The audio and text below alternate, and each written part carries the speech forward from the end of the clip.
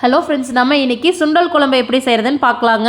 இந்த வெள்ளை சுண்டல் 8 மணி நேரம் ஊற வச்சு வேக வச்சு எடுத்துக்க போகிறேன். அடுத்து நம்ம மசாலா ரெடி பண்ணிக்கலாம். 1 டம்ளர் அளவுக்கு வர கொத்தமல்லி எடுத்துருக்கேன். இதை செவக்க வறுத்து எடுத்துக்கலாம். அடுத்து 2 பட்டை, 2 லவங்கம், 5 காஞ்ச மிளகாய் எடுத்து அதையும் வறுத்து எடுத்துக்கலாம். இப்போது அதே கடாயில் ஆயில் ஆட் பண்ணிவிட்டு 250 கிராம் சின்ன வெங்காயம் ஆட் பண்ணிக்கலாம். கூடவே ஒரு துண்டு இஞ்சி, 5லேருந்து 6 பல் பூண்டு சேர்த்து வதக்கிக்கலாம். வெங்காயம் ஓரளவு வதங்கினதையும் 1 ஸ்பூன் அளவுக்கு சோம்பு ஆட் பண்ணி அதையும் சேர்த்து நல்லா வதக்கி எடுத்துக்கலாம். இப்போது இது ஆற வச்சு மிக்சி ஜாரில் ஆட் பண்ணி தேங்காய் துண்டுகளோடு சேர்த்து அரைச்சி எடுத்துக்கலாம். இப்போது அதே கடாயில் எண்ணெய், கடுகு, 1 கொத்து கருவேப்பிலை, ஒரு தக்காளி பொடியாக கட் பண்ணது எல்லாத்தையும் சேர்த்து நல்லா வதக்கி எடுத்துகிட்டு வேக வச்சு எடுத்து வச்சிருக்கக்கூடிய வெள்ளை சுண்டல் இது கூட ஆட் பண்ணிக்கலாம்.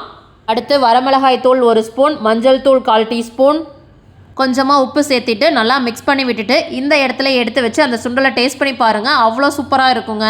இப்போது அரைச்சி வச்சுருக்கக்கூடிய மசாலா விழுதை இது கூட ஆட் பண்ணிவிட்டு தேவையான அளவு தண்ணி சேர்த்திட்டு ஒரு கொதி விட்டுட்டு உப்பு ஆட் பண்ணிக்கலாம். ஃபைனலாக மல்லி இலை தூவிட்டு சர்வ் பண்ணிடலாங்க. அவ்வளோதாங்க, வெள்ளை சுண்டல் குழம்பு ரெடி. இந்த வீடியோ பிடிச்சிருந்ததுன்னா லைக் பண்ணுங்கள், ஷேர் பண்ணுங்கள், கமெண்ட் பண்ணுங்கள், மறக்காமல் சப்ஸ்கிரைப் பண்ணுங்கள்.